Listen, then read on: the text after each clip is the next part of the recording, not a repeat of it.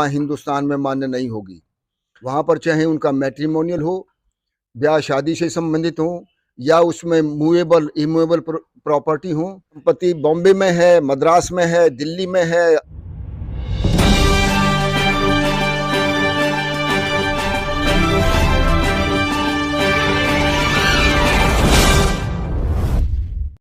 मैं हूं हरिंदर कौशल। अभी आज हमारे साथ हमारे स्टूडियो में सुप्रीम कोर्ट ऑफ इंडिया के सीनियर एडवोकेट उपस्थित है, श्री सुखबीर सिंह दैया।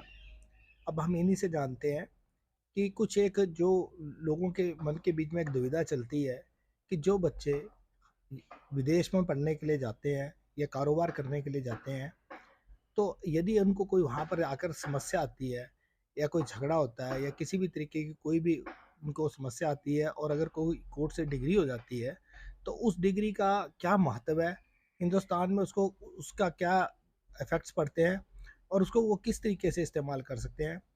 तो अब हम इस विषय के ऊपर दैया साहब से पूछेंगे और जानना चाहेंगे कि कानूनी पहलू क्या रहते हैं। हाँ जी सर।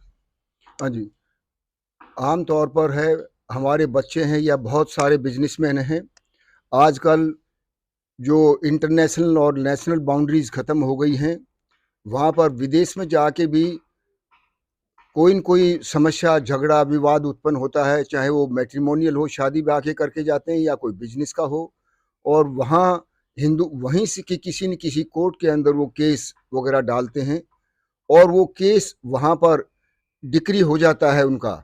वहाँ पर चाहे उनका मैट्रिमोनियल हो, ब्याह शादी से संबंधित हो, या उसमें मूवेबल इमूवेबल प्रॉपर्टी हो, चल या अचल संपत्ति हो, उनके विवाद का निवारण हो, तो किसी भी तरीके की कोई समस्या है वो फॉरेन कोर्ट से हो जाती है। उसके लिए फॉरेन कोर्ट की डिग्री के लिए ये आवश्यक है कि वो किसी सक्षम कोर्ट द्वारा वो होने चाहिए, कोई जो कॉम्पिटेंट कोर्ट होती है उसका द्वारा पास होने चाहिए, और वहाँ उस कोर्ट का जुरिडिक्शन होना चाहिए। क्योंकि विदेशों में बहुत सारे केस ऐसे हैं जो कि प्राइवेट वकील अपने आर्बिट्रेशन के द्वारा सुलझा देते हैं, और उनके साइन होके वो उनको कागज़ मिल जाते हैं।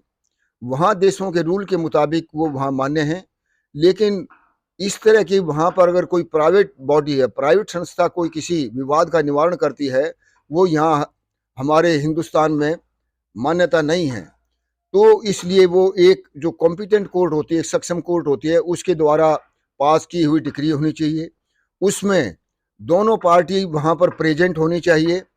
उनके वहाँ पर उसका जो एविडेंस है, जो भी उनके साक्ष्य हैं, वो उस केस के अंदर है, वो आने चाहिए जैसे हमारे हिंदुस्तान में कोर्ट में है, और वो पूरे फैक्ट्स देख के, पूरे केस के हालात देख के वो डिग्री पास होनी चाहिए, तभी वो हिंदुस्तान में मान्य है। अगर कोई डिग्री अगर कोई फ्रॉड से या मिसरिप्रेजेंट करके किसी दूसरे आदमी को खड़ा करके या दबाव के कारण अगर कोई डिग्री वहाँ से ले ली जाती है, तो वहाँ हिंदुस्तान में मान्य नहीं होगी। इसके साथ में और ये भी है कि वहाँ की डिग्री है या हिंदुस्तान के कानून के मुताबिक मान्य होने चाहिए। सपोज करो कोई दो आदमी अपना किसी झगड़े का निवारण कर लेते हैं और कोई ऐसी प्रॉपर्टी का विवाद रख देते हैं जिसमें कि वो उनकी प्रॉपर्टी नहीं है, और वहाँ से डिग्री ले लेते हैं, तो वो डिग्री यहाँ ली भी हिंदुस्तान में मान्य नहीं होगी, क्योंकि वो इसके मालिक नहीं थे उस प्रॉपर्टी के। तो इस तरह से जो हमारे हिंदुस्तान के कानून है, म्युनिसिपल लॉ बोलते हैं उनके, उन म्युनिसिपल लॉ के मुताबिक भी वो डिग्री मान्य होनी चाहिए, तभी माना जाएगा। तो इस तरह से जो कॉम्पिटेंट कोर्ट है उसके द्वारा अगर कोई भी डिग्री अगर पास होती है, वही यहाँ पर एग्जीक्यूट वगैरह यहाँ हिंदुस्तान में हो सकती है, अन्यथा वो नहीं होगी। उसके लिए अब सवाल ये पैदा होता है, यहाँ पर आप किस कोर्ट के अंदर उस केस को डालेंगे।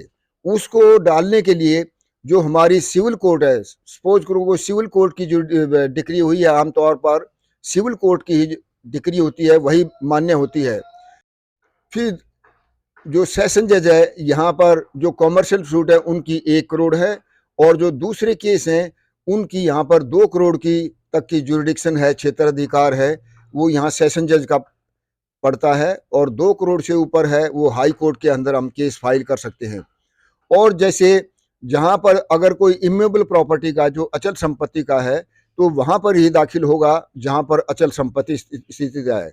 अगर कोई प्रॉपर्टी, अगर कोई संपत्ति, अचल संपत्ति बॉम्बे में है, मद्रास में है, दिल्ली में है या पंजाब में है, वो वहीं पर उसके बारे में केस फाइल होगा और वो प्रक्रिया है उस तरह से ही होगी जैसे हिंदुस्तान की कोर्ट की होती है, समन जाएगा।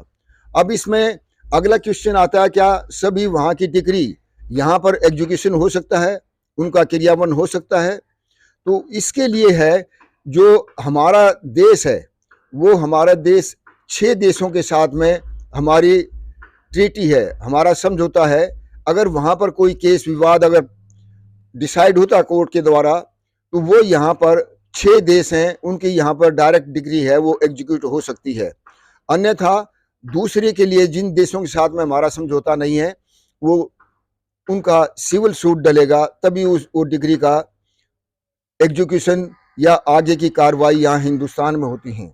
वो 6 देश हैं जिनके साथ हमारा समझौता है, England, northern Ireland, Trinidad, Hong Kong, Hong Kong, Singapore, Bangladesh और गुनिया, पपुया। ये हमारे 6 कंट्री हैं जिनके के साथ में हमारा हिंदुस्तान गवर्नमेंट का समझौता है, जो डिग्री यहाँ पर डायरेक्टली एग्जीक्यूट हो सकती है। बाकी जो दूसरे देश हैं, चाहे वो यूएसए है या पाकिस्तान है, अफगानिस्तान है, अरबियन कंट्रीज हैं, साउथ अफ्रीका है, जितने भी दूसरे देश हैं उनका यहाँ पर सीधा केस डलेगा, सूट डालना पड़ेगा। लेकिन जो वहाँ डिग्री पास हुई है, यहाँ हिंदुस्तान की कोर्ट उनको मान्यता देती हैं और वो पूरा मान्य रहेगा। अब इसमें साक्ष्य का जहाँ एविडेंस का सवाल है, क्योंकि वहाँ पर दोनों पार्टियों ने साक्ष्य दे दिया है, तो यहाँ पर जो उसके साक्ष्य के हिसाब से एविडेंस एक्ट के मुताबिक है और कोई भी आपको एक्स्ट्रा साक्ष्य देने की जरूरत नहीं है, एविडेंस देने की जरूरत नहीं है। वहाँ से सर्टिफाइड जो डिग्री है वो होनी चाहिए। सर्टिफाइड डिग्री के लिए भी है, उसके लिए ये शर्त है कि वो डिग्री है वहाँ के न्यायाधीश जज द्वारा साइन होनी चाहिए, दोनों पार्टी उसमें प्रेजेंट होनी चाहिए या किसी न किसी के द्वारा उसका रिप्रेजेंटेशन होना चाहिए, तो तभी वो मान्य रहेगी। इसके अलावा वहाँ पर है, अगर वो डिग्री यहाँ हिंदुस्तान में लेके आते हैं तो हमारे इंडियन कॉन्सुलेट है या इंडियन एम्बेसी है, उसके द्वारा उसका कोई भी मेंबर है, ऑफिसर है, वो उसको सर्टिफाइड करे कि ये डिग्री यहाँ पर हुई है। बाहर इस सर्टिफिकेशन को, अटेस्टेशन को अपोस्टाइल बोलते हैं, वहाँ पर अपोस्टाइल भी इशू होना चाहिए जिसमें कि काउंटर साइन हमारे इंडियन कॉन्सुलेट के तरफ से किसी न किसी ऑफिसर के हों, तो भी वो डिग्री यहाँ पर मान्यता होगी, नहीं तो नहीं होगी। तो कई बार ये आता है कि हम वो डिग्री का समय कितना है, कितने समय के अंदर हम यहाँ हिंदुस्तान में केस फाइल कर सकते हैं। तो जो अगर सिविल सूट फाइल करना है उसकी लिमिटेशन है, उसका समय सीमा है 3 साल। और अगर कोई दूसरा जो हमारे 6 देश जो मैंने अभी बताए जिनके साथ हमारा समझौता है, वो डायरेक्ट डिग्री यहाँ पर एग्जीक्यूट हो सकती है, उसकी समय सीमा 12 साल तक है। तो 12 साल तक इस डिग्री का वो हो सकता है।